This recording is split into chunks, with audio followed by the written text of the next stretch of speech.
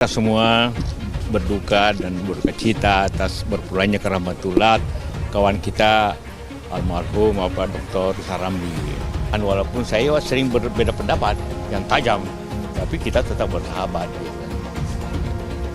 Ya, kadang-kadang tentangan, tapi beliau menerima itu dan saya menerima itu. Innalillahi wa inna ilaihi raji'un.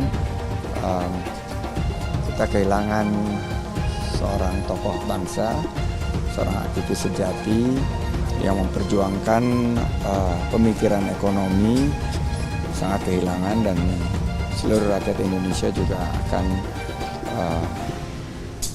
tentunya kehilangan sosok beliau.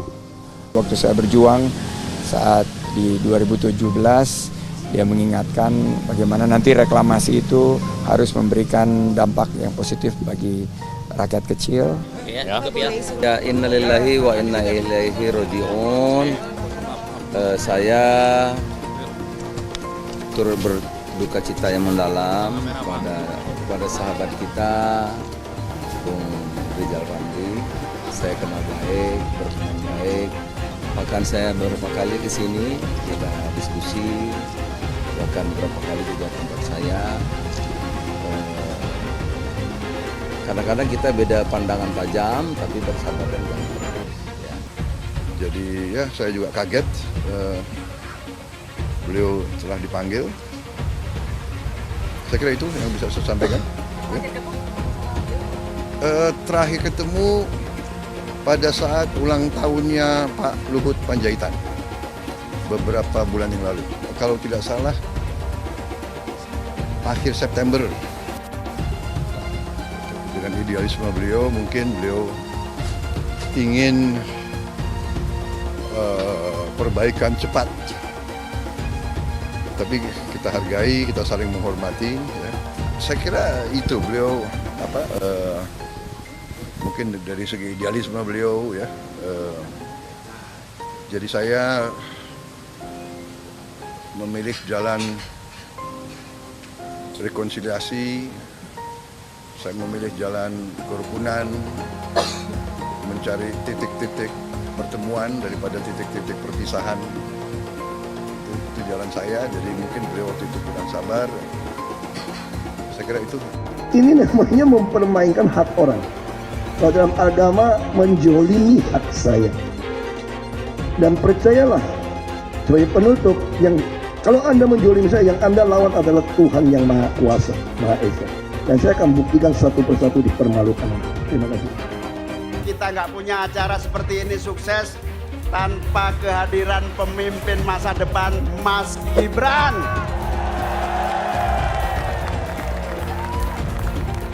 Matur nuwun, mana Mas Gibran? Matur nuwun, wali kota terpopuler di dunia. Lebih populer saat jadi wali kota dibanding bapaknya. Untuk membuka peluang, saya juga akan membuka program Creative Hub. Solo Technopark sekarang sudah kami revitalisasi. Di sana ada kantornya Garena. Kalau kalian suka main Free Fire, main Call of Duty, ini tempatnya di sana. Kita punya sekolah cyber security. Kita juga punya sekolah tas bawah air, juga gajinya mahal sekali. Lalu kita punya juga sekolah membuat game dari Acer. Semua brand-brand besar berkumpul di situ. Gojek, Tokopedia, Shopee, Acer. Di situ juga ada tempat futsal gratis, tempat basket gratis. Kalian mau bikin acara apapun kita gratiskan di situ. Mas Gibran yang dibilang anak ingusan, ya kan, nggak ada apa-apanya, ya kan, hanya karena anaknya Jokowi dihina, diejek, ya kan, ternyata tampil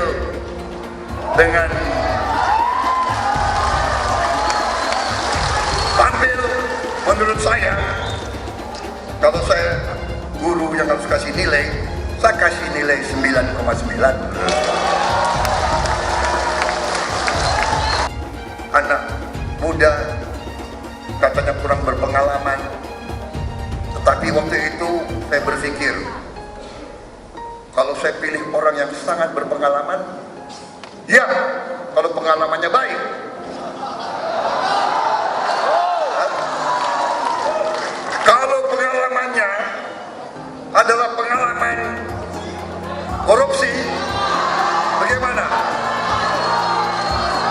Kalau pengalamannya selalu mengakal-akalin rakyatnya sendiri, bagaimana? Kalau pengalaman adalah justru menghamba, justru mengabdi kepada bangsa lain, bagaimana?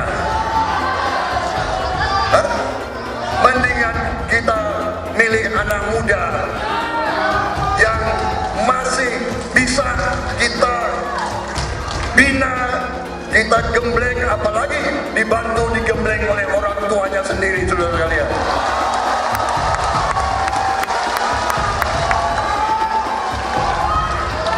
Apalagi orang tuanya seorang pejuang merah putih, seorang yang membela rakyat Indonesia. Apa salahnya, saudara sekalian? Gue jadi ngakak lagi kalau inget omongannya Cak Imin, karena dia juga agak-agak ngaco sih menurut gue. Masa dia bilang mau bikin 40 kota kayak Jakarta? Caranya itu gimana? Astaga, orang mau bangun IKN aja ngos-ngosan karena duitnya terbatas, investor juga sepi. Kok bisa-bisanya bilang mau bangun 40 kota kayak Jakarta? Dulu kita dukung IKN itu karena apa? Kita harapkan ada investasi besar masuk. Kira-kira jangan membebani APBN. Tapi sudah sekian lama nggak ada yang masuk. Kan wajar kita evaluasi. Evaluasi bagian dari perubahan. Jadi karena itu ya biasa aja, perubahan itu adalah bagian dari yang salah tidak diteruskan. Yang salah tidak diteruskan. Sekali lagi Gus, mohon maaf, IKN ini bukan hanya membangun bangunan pemerintah, tapi juga sebagai simbol pemerataan pembangunan di Indonesia. Mungkin nanti setelah pulang dari debat bisa di Google, sudah banyak yang masuk. Namanya pada Agung Sedayu. Dan nanti akan tambah lagi mungkin setelah Pilpres, karena mereka akan pasti akan wait and see, melihat stabilitas politik di Indonesia. Saya itu tanya tips and triknya agar investasi ataupun proyek-proyek besar bisa di sana. Sebab saya lihat itu ada 32 proyek pemerintahan pusat, ada juga berbagai program-program yang luar biasa, patut kita banggakan. Dibandingkan dengan misalnya Kota Madiun yang hanya 11%, Cirebon hanya 7%, Tasikmalaya. Kita ingin triknya apa? Sehingga akses pendanaan pembangunan itu bisa bersifat adil dan merata. Kalau kita jadi pemerintah pusat nanti, tugas kita adalah membagi secara adil seluruh proyek-proyek nasional kita. Jumlah proyek, jumlah anggaran yang digelontorkan ke Solo sebelum saya jadi wali kota itu lebih besar. Saya tahulah ini arah pertanyaannya kemana. Tapi yang jelas ini Gus, apa yang sudah dibangun, yang kita lihat bukan bangunan fisiknya saja, tapi kita lihat impact-nya ke warga. Bangun masjid menggunakan CSR dari Abu Dhabi, impact-nya apa? UMKM kita sekarang melesat, wisata kita melesat. Kemarin waktu Idul Fitri, kunjungan wisatawan ke Solo melebihi Jogja. Itu impact-nya. Kita juga harus berkolaborasi, tidak semuanya pakai APBN. Ada yang pakai APBN plus APBD plus dibantu, saya sering dibantu Pak Ganjar, gubernur saya. Ini kolaborasi, kita punya kebun binatang Solo Safari, tidak pakai APBN. Masjid tidak pakai APBN. Tapi impact-nya apa? Impact-nya ke masyarakat. Jadi yang kita lihat ini Gus, tidak perlu tendensius seperti itu. Kita lihat impact-nya ke warga seperti apa. UMKM meningkat, kesejahteraan meningkat, lapangan pekerjaan terbuka. Itu yang kita lihat Gus. Jadi tidak melihat, oh ini dia anak emas kan. Enggak. Pemerataan pembangunan itu sudah terjadi di mana-mana, bukan hanya di Solo. Dan itu fakta loh Gus. Proyek di Solo sebelum saya menjabat itu lebih banyak. Fakta itu. Terima kasih. Seluruh proyek-proyek besar yang ambisius, ini IKN sebagai salah satu contoh saja, itu kalau hanya mengandalkan APBN hampir 500 triliun. Saya ingat sekali Gus Muhaimin dulu sempat ikut meresmikan dan potong tumpeng di IKN. Ini gimana? Ini nggak konsisten. Dulu dukung, sekarang nggak dukung karena menjadi wakilnya Pak Anies yang mengusung tema perubahan. Sekali lagi Gus, mohon maaf, IKN ini bukan hanya membangun bangunan pemerintah, tapi juga sebagai simbol pemerataan pembangunan di Indonesia, sebagai simbol transformasi pembangunan di Indonesia. Kami memiliki satu tekad bahwa di dalam pemerintahan yang akan datang minimal harus dibangun 40 kota baru yang selevel dengan Jakarta. Gus Muhaimin ini agak aneh ya, pengen bangun kota selevel Jakarta tapi nggak setuju sama IKN. Saya barusan dari IKN. Mas Anies, dengan berbagai kondisi yang ada di Jakarta, apa pendapat Mas Anies ketika kemudian Indonesia sentris itu ingin dibangun, mimpi besar anak bangsa sejak presiden sebelumnya ingin dibangun untuk memindahkan ibu kota dari Jakarta ke IKN. IKN hanya membangun tempat untuk aparat sipil negara bekerja, bukan untuk rakyat. Jadi jangan kita meniru pemerintah Belanda. Mereka punya kota tua, ketika kota tua turun permukaan mereka pindah ke selatan, bikin di sekitar Monas, ditinggalkan, masalah tidak diselesaikan. Kita harus menghadapi masalah dengan menyelesaikan. Apakah boleh saya simpulkan kalau begitu Mas Anies dalam posisi yang oposisi terhadap beberapa kebijakan termasuk IKN, menolak IKN dilanjutkan? Saat bicara tentang ibu kota baru kita, banyak orang bilang ngapain keluarin 470 triliun buat IKN, mending dibagi-bagiin ke orang miskin. Itu pola pikir yang sempit, yang cuma mikirin solusi sementara. Kepadatan penduduk, populasi yang membludak, polusi yang semakin parah, itu semua jadi permasalahan yang harus dipikirkan solusi jangka panjangnya. Dan IKN adalah solusi tersebut. IKN dibangun untuk menyelesaikan permasalahan yang sekarang sekaligus mencegah permasalahan yang mungkin akan datang di masa depan. Kesejahteraan masyarakat Indonesia harus menjadi prioritas utama. Milih Anies dan Imin setidaknya sudah menyelamatkan Indonesia dari kehancuran. Gus Dur saja dikudetanya, apalagi rakyat. Yang satu memang jago kata-kata, jago beretorika, nggak kelawan kalau soal kata-kata. Di sisi lain, kita sama-sama melihat yang sudah ditulis pakai tangan dia sendiri, pakai hati dia sendiri, lagi dia ingkari, apalagi hanya mengandalkan kata-kata dan janji. Pun demikian dengan janji Cak Ponimin.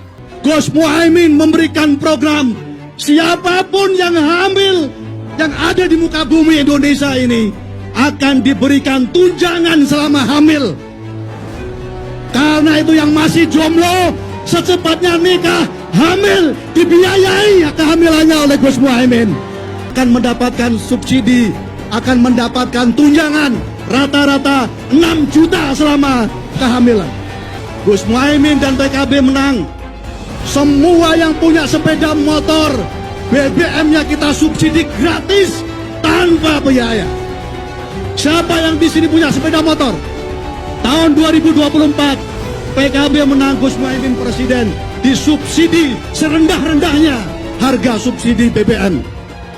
Kalau PKB sekarang bukan PKB Gus Dur, ini PKB Caimin. Jadi beda, PKB-nya sudah beda. Jadi nggak bisa lagi menurut saya, memang masih tetap jualan nama Gus Dur, itu ada larangannya jelas sekali. Tapi ya namanya orang masih mencuri-curi, kebiasaan kayaknya mencuri-curi. Mencuri partai, sekarang mencuri gambar. Gus Dur pendiri partai, orang yang dikatakan oleh Caimin sebagai guru politiknya, malah dikudeta, apalagi rakyat. Susah kan mau milih pemimpin seperti itu nanti? Pak Prabowo hari ini adalah calon presiden dari Partai Gerindra.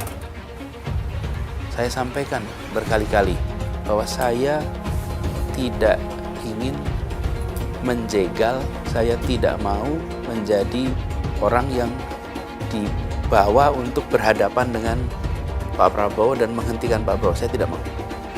Dan saya katakan itu kepada siapapun yang datang kepada saya untuk berbicara tentang calon presiden. Yang nanti anak saya dan anak-anak saya akan ingat itu. Ya, saya tidak mau mengkhianati, menikam pada orang yang dulu sudah bekerja, membantu, dan berjuang bersama. Jangan sampai Indonesia jatuh ke tangan pembohong. Jangan sampai Indonesia jatuh ke tangan Anies Baswedan. Anies pintar asumsi bukan pintar bicara, tidak pintar kerja. DKI Jakarta sudah menjadi parameter Anies tidak pantas jadi presiden. Saya mensyukuri kenapa kalah, kenapa ditahan. Saya bersyukur atas itu semua. Saya coba bayangkan ya, kalau seandainya waktu itu kita menang gitu ya, hari ini belum tentu kita bisa nikmati seperti ini. Kita bersyukur 5 tahun Tuhan izinkan kasih ke orang yang pintar ngomong untuk kerja. Coba kalau kita bayangkan gitu ya, kalau kemarin saya masih jadi gubernur, ini saya udah turun ini. Tapi yang pintar ngomong itu dikira orang hebat kan? Ini lebih berbahaya tahun 2024, langsung ketahuan karakternya. Langsung ketahuan itu. Di saya juga ada kutipan Pak di kamar saya Pak. Tulisannya, Jakarta telah mengambil keputusan yang fatal. Bilang dihalang-halangi, Anies masih sering bikin acara di sana-sini. Bebas pula. Duh, nggak capek apa ngibulin rakyat mulu Pak? Nah yang gue pertanyakan nih, Anies itu kampanye di mana-mana sering naik pesawat jet.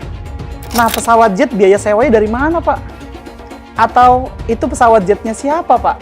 Coba jujur deh. Karena setahu gue nih, itu punya bos Anda, Surya Paloh. Anies bicara soal pendidikan. Padahal waktu dia di Jakarta, dia sendiri nggak mampu buat memberikan bangku sekolah yang cukup waktu mimpin di Jakarta. Artinya, dia nggak mampu memberikan bukti kalau omongan dia itu bisa dilaksanakan. Anies bilang, setiap jabatan harus diisi sama orang-orang yang kompeten. Lah, faktanya di Jakarta, beberapa jabatan diisi sama orang-orang dekatnya dia. Nggak kompeten pula. Terus TGUPP, itu yang jumlahnya seabrek-abrek, fungsinya buat apa Pak? Kok Jakarta makin berantakan sih? Sekali lagi, Anies nggak bisa membuktikan omongannya. Anies bilang dia akan membuka lapangan kerja. Yang dulu janjinya 200.000 lapangan kerja, ternyata cuma omong kosong, alias cuma janji palsu. Soal pembangunan yang berkelanjutan. Dia bilang di Jakarta dia udah meneruskan yang udah baik. Lu jangan percaya ya, itu ngibul. Faktanya nggak seperti itu loh. Belum lagi nih, program penanggulangan banjir. Jadi di daerah Jakarta itu ada daerah yang sebelumnya udah bebas banjir. Pas Anies mimpin, kok bisa-bisanya daerah itu banjir lagi? Gimana nggak banjir kalau kalinya udah nggak pernah dikeruk sama dibersihin Pak? Kalau soal Jakarta, gue bisa bicara banyak deh. Jadi gue saksi bobroknya kepemimpinan Anies di Jakarta. Dan gue bisa pastiin, omongan manisnya Anies soal apa yang dia lakukan waktu mimpin Jakarta itu banyak ngibulnya. PKI yang kita harapkan, Anies Baswedan yang begitu jelas Islamnya. 4 tahun 8 bulan jadi gubernur. Mana peraturan pergub saja yang melarang miras? Mana perda Islam apalagi? Yang akhirnya tidak berani juga menegakkan hukum. Banjir tetap banjir, macet tetap macet, kriminalitas Jakarta. Anda tahu, 2 menit sekali terjadi pencurian. Sekarang orang sedang euforia, dia mau dicapreskan. Bagaimana umat terjebak lagi, bodoh lagi, masuk lagi. Kalau misalnya memang Anies itu mau maju dan dia tekad mau menegakkan hukum Islam dan menyatakan perlawanan, saya peduli. Tapi dia tidak lakukan itu. Bapak politik identitas Indonesia Anies Baswedan, Bapak intoleransi Indonesia Anies Baswedan. Jangan lupakan, jangan terlena, jangan sampai dia pecahkan kita dengan dagangan ayat dan mayatnya. Air itu turun dari langit, turunnya ke atap rumah langsung sumur bor, bukan ke sungai dan ke laut. Jangan hanya konsentrasi pada pembangunan benda-benda mati yang indah difoto dan bisa ditunjukkan dalam 5 tahun hasilnya. Kalau kita mau menilai sebuah janji, maka lihat janjinya, lalu lihat kenyataannya. Dulu janjinya apa ya? Dan ini aneh, betul-betul aneh. Ini bukan kampanye, tapi saya sampaikan sini. Di satu sisi menyiapkan jalur-jalur air untuk dikirim ke laut, di sisi lain di lautnya dipasang dengan pulau reklamasi, tinggal tunggu waktu jadi rob, air malin. Dan ini melawan sunnatullah. Kenapa? Air itu turun dari langit ke bumi, bukan ke laut. Harusnya dimasukkan ke dalam bumi, masukkan tanah.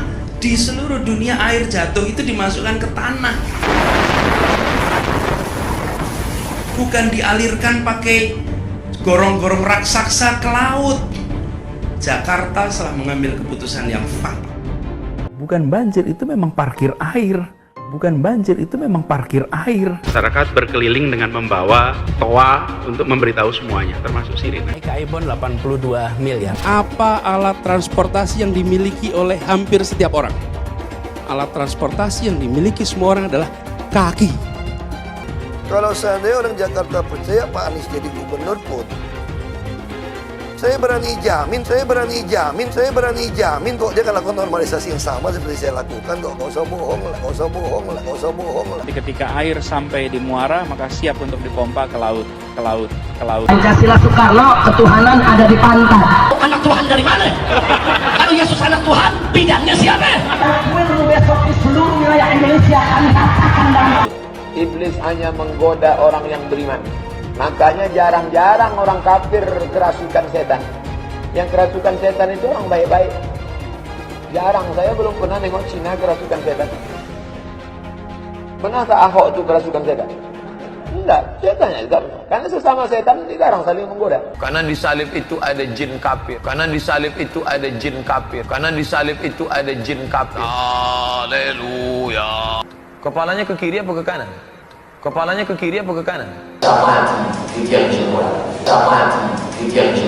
Tetap percaya salib itu lambang mulia, bukan jin.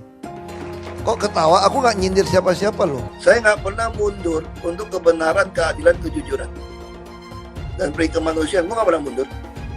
Dan gue nggak pernah takut juga sama lu. Siapapun yang rasis, gue akan hadapin. Gue bilang. Karena rasis itu tidak berperi kemanusiaan. Sama saya ditanya dulu kan, kamu nyesel nggak statement kamu di Pulau Seribu sehingga masih masuk penjara? Tidak pernah nyesel. Karena saya mengatakan kebenaran. Anies menuduh Jokowi melakukan penjagalan. Padahal Anies lupa pada rekam jejaknya sendiri di tahun 2017, di mana Anies melakukan penjagalan terhadap Ahok. Semua cara dilakukan, termasuk melakukan politik identitas berbasis agama, sampai-sampai menggunakan kelompok FPI, HTI, dan kelompok intoleran lainnya. Sudah barang pasti, Anies tidak akan melanjutkan program-program Jokowi. Legasi-legasi dari Pak Jokowi akan dihancurkan oleh Anies. Programnya akan diacak-acak oleh Anies Baswedan. Lihat Jakarta, hancur semua. Semisalnya Anies menang, maka Ibu Kota Baru atau IKN nggak akan jalan. Pembangunan akan di-stop. Kita bisa melihat rekam jejak Anies saat menjabat di Jakarta selama 5 tahun. Tidak ada satupun janji yang dipenuhi dan tidak ada kinerja yang bisa dibanggakan. Dari DP 0%, OKOC, kelebihan bayar, Formula E, banjir, sumur resapan, jalan rusak, dan gonta-ganti nama jalan. Jika Anies menang, maka FPI dan HTI, Ormas Khilafah, akan kembali. Apa kita mau Pancasila diganti oleh Khilafah? Bagian Indonesia Timur yang mayoritas non-muslim pasti tidak akan setuju dengan Khilafah. Mungkin Indonesia akan bubar jika Anies memimpin. Perkataan Ahok sudah terbukti dan Jakarta sudah menjadi korban. Jangan biarkan Indonesia menjadi korban kibulan Anies Baswedan. Ya, selama ini mereka selalu mengklaim bahwa hasil survei mereka itu selalu berada di posisi paling atas. Ya, saya itu suka tertawa sendiri ketika melihat pihak sebelah sedang sibuk berbicara mengenai hasil survei. Dikit-dikit pamer survei, dikit-dikit pamer survei. Mereka itu sudah merasa menang di berbagai survei yang ada. Tapi ya, anehnya meskipun mereka selalu mengklaim bahwa angka surveinya itu sudah berada di posisi paling atas, para pendukung Prabowo Gibran malah diketahui telah melakukan kekerasan dan penganiayaan kepada relawan Ganjar Mahfud di Sleman, Yogyakarta. Coba bayangkan saja, sebegitu brutalnya para pendukung Prabowo Gibran ini. Nah, akibat dari pengeroyokan itu, seorang korban relawan Ganjar Mahfud pun akhirnya meninggal dunia. Ya, sekarang coba perhatikan saja. Masa mereka mengklaim akan menang dalam satu putaran saja, tapi malah sering terlihat panik dan emosian. Dan dari semua ini ya, maka kita jadi semakin tahu bahwa klaim terkait survei Prabowo yang selalu tinggi dan pasti bisa menang satu putaran itu adalah bohong. Lah ini kan jadinya semakin menegaskan. Menegaskan apa? Bahwa klaim mereka selama ini adalah sebuah bentuk manipulasi untuk mengkondisikan atau meyakinkan masyarakat bahwa hasil survei itu nantinya akan sama dengan hasil Pilpres 2024. Padahal ya mereka ini selalu mengklaim bahwasanya ya politik itu harus riang gembira dan cukup dengan joget-jogetan saja. Tapi faktanya yang terjadi apa? Faktanya justru sebaliknya. Dan kita juga bisa melihat bagaimana insiden penganiayaan oleh belasan oknum TNI terhadap relawan Ganjar Mahfud di Boyolali. Ya semua itu dilakukan hanya karena apa? Karena mereka menggunakan motor dengan knalpot brong. Sekarang kalaupun mereka salah karena dianggap melanggar ketertiban lalu lintas, maka ranahnya itu adalah kepolisian. Jadi bukan langsung digebukin rame-rame seperti itu. Apalagi yang gebukin itu adalah aparat TNI. Jadi ya dari tayangan video CCTV yang beredar luas di media sosial, terlihat sangat jelas bahwa salah satu relawan Ganjar Mahfud sudah ditunggu di depan markas. Kemudian secara tiba-tiba relawan Ganjar Mahfud itu langsung dihajar oleh belasan oknum TNI. Coba bayangkan saja, lah ini kan ngeri sekali. Padahal ya kalau bicara soal urusan knalpot brong, semua pendukung juga hampir pernah melakukannya. Ya misalnya pendukung Prabowo Gibran, mereka juga pernah konvoy dengan menggunakan motor knalpot brong. Nah tapi apakah kemudian mereka bisa langsung digebukin rame-rame? Kan tidak seperti itu, benar Kak? Ya tapi begitulah melihat semua kejadian ini, para pendukung Prabowo Gibran di media sosial malah secara terang-terangan mendukung semua aksi kekerasan yang dilakukan oleh teman-temannya dan juga oleh oknum TNI. Nah akibat dari kejadian itu, 2 dari 7 korban masih dirawat secara intensif di rumah sakit. Bahkan kabarnya ketika dijenguk oleh Pak Ganjar di rumah sakit, salah satu korban ini masih belum bisa diajak ngobrol. Karena apa? Karena belum sadarkan diri. Coba bayangkan saja, ngeri sekali kan? Nah apakah ini yang dimaksud politik riang gembira versi mereka? Ini adalah sebuah bentuk kepanikan. Karena apa? Karena hasil survei terbaru Indonesia Politik Expert atau IPE menunjukkan ternyata ya mereka sekarang sudah tertinggal. Jadi gemoy dan joget-joget itu tidak berpengaruh sama sekali buat masyarakat. Saya ulangi sekali lagi, tidak berpengaruh sama sekali buat masyarakat. Nah dari data yang saya baca ya, ternyata faktor debat ini lumayan sangat menentukan. Jadi ya setiap selesai debat, maka suara Prabowo Gibran akan semakin turun. Ya tapi mungkin ada yang masih penasaran atau bertanya, apa saja faktor yang membuat elektabilitas Prabowo Gibran semakin turun atau hanya berada di angka 31,25%. Sedangkan elektabilitas Ganjar Pranowo itu berada di angka 33,57%. Dan jujur ya, melihat hasil survei ini, saya jadi teringat dengan survei yang pernah dilakukan oleh Roy Morgan pada saat Pilpres 2019. Jadi pada saat itu ya, hasil survei Roy Morgan mengatakan bahwa Jokowi itu elektabilitasnya 56,5% dan Prabowo 43,5%. Nah setelah dilakukan perhitungan oleh Komisi Pemilihan Umum, ternyata hasilnya hampir-hampir sama dengan survei yang dilakukan oleh Roy Morgan. Jadi sekarang bisa dibayangkan elektabilitas Prabowo mentok hanya di angka 30 sekian persen, susah untuk naik di angka 50%. Dan lembaga survei Roy Morgan ini juga sebelumnya sempat merilis bahwa elektabilitas Ganjar Pranowo berada di posisi pertama. Padahal ya segala upaya dan cara telah dilakukan, termasuk menjadikan mayoritas menteri sebagai tim ses Prabowo Subianto. Belum lagi bicara soal intimidasi dan termasuk adanya dugaan aparat yang bermain. Nah yang lebih mengerikan lagi adalah jangan sampai KPU juga ikut bermain. Kalau ya KPU itu sampai bermain, maka ya rakyat ini bisa semakin marah dan itu akan merusak demokrasi yang telah diperjuangkan selama ini. Nah, jadi saya ingin menegaskan sekali lagi bahwa dengan ada 3 paslon, elektabilitas Prabowo itu masih belum berubah. Angkanya masih relatif sama saat hasil Pilpres 2019, yaitu berada di kisaran angka 30 hingga 40 sekian persen. Padahal ya kalau ditanya ya, hampir seluruh penduduk Indonesia ini pasti akan tahu atau sudah tahu siapa Prabowo Subianto itu. Apalagi setiap kali musim Pilpres, fotonya itu selalu ada di kertas suara KPU. Ya sekarang kalau secara hitung-hitungan dengan klaim bahwa Prabowo mendapatkan dukungan dari Jokowi, maka tentu elektabilitasnya itu sudah di atas angka 60%-an. Tapi fakta yang terjadi apa? Faktanya elektabilitas Prabowo itu masih di angka 30 hingga 40 sekian persen. Ya, tapi mungkin ada yang bertanya juga, masa sih elektabilitas Prabowo mentok di angka 40 sekian persen? Padahal ya semua amunisi sudah dilakukan, sudah dikeluarkan. Terus kemana saja suara pendukung Jokowi yang sebesar 55,5% itu?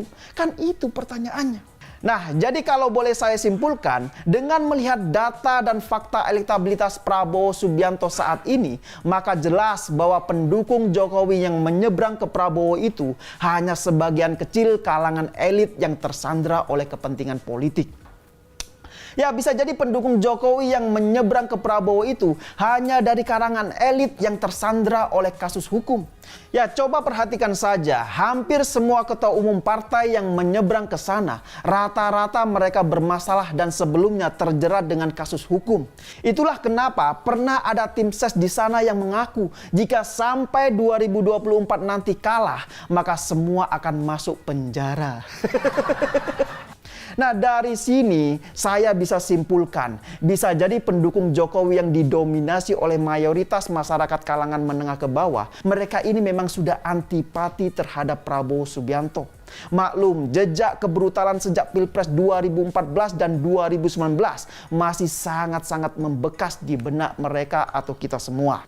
Sementara Ganjar Pranowo dan Mahfud MD lebih banyak didukung oleh masyarakat atau kalangan pendukung Jokowi yang dari kalangan menengah ke bawah. Nah, jadi gimana? Apakah sampai di sini sudah paham semua? Ya, silakan berikan komentarnya di bawah. Saya mau nanya, coba sebutkan, apa sih yang membuat kalian senang terhadap Anies? Apa sih kelebihannya? Apa sih yang sudah dilakukan sesuai dengan janjinya? Saya yakin kalian tidak bisa menjawab ini. Tolong tuliskan satu saja kelebihan Anies Baswedan di kolom komentar. Jokowi takut legasinya dirusak Anies Baswedan.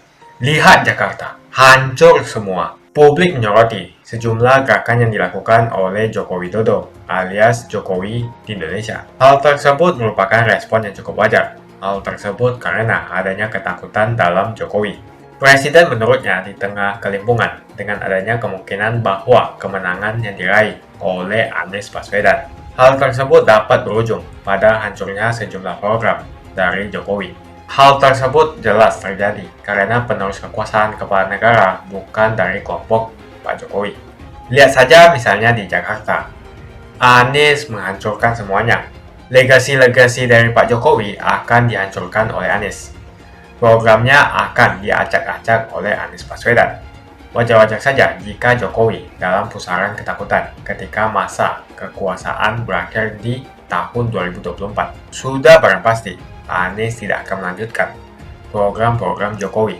Semisalnya Anies menang, maka Ibu Kota Baru atau IKN nggak akan jalan. Pembangunan akan di-stop. Legasi-legasi Jokowi akan hancur.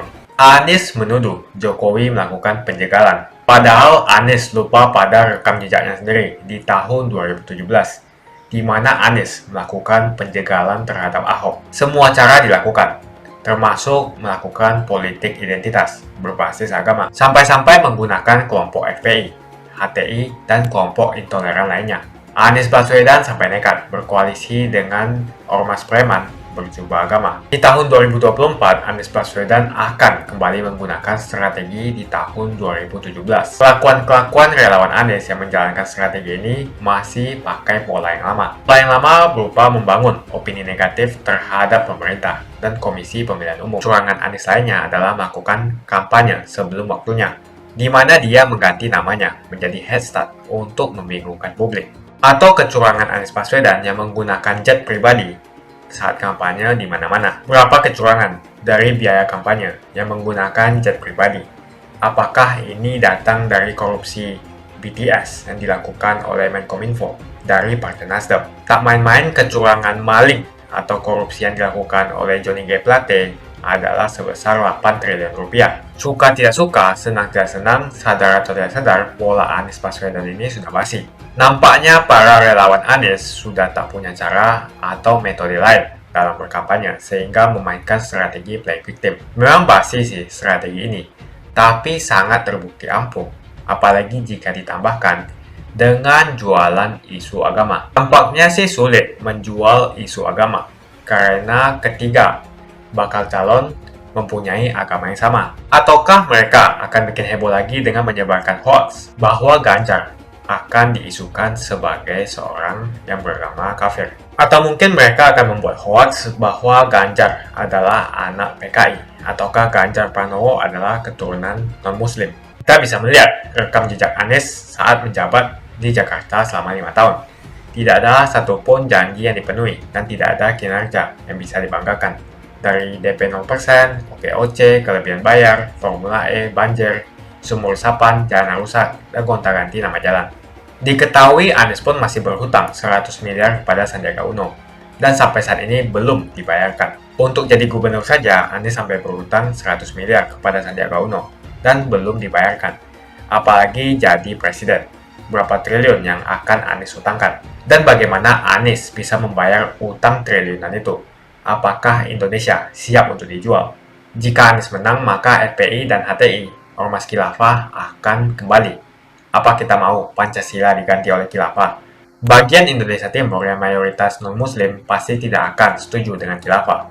Mungkin Indonesia akan bubar jika Anies memimpin. Perkataan Ahok sudah terbukti dan Jakarta sudah menjadi korban. Jangan biarkan Indonesia menjadi korban kibulan Anies Baswedan. Begitu saja opini saya tentang Anies Baswedan. Bagaimana opini kalian? Tuliskan di kolom komentar. Pastikan kalian semua menekan like di video ini. Dan jangan lupa bagikan video ini ke teman dan family Anda supaya mereka semua mengetahui tentang informasi ini.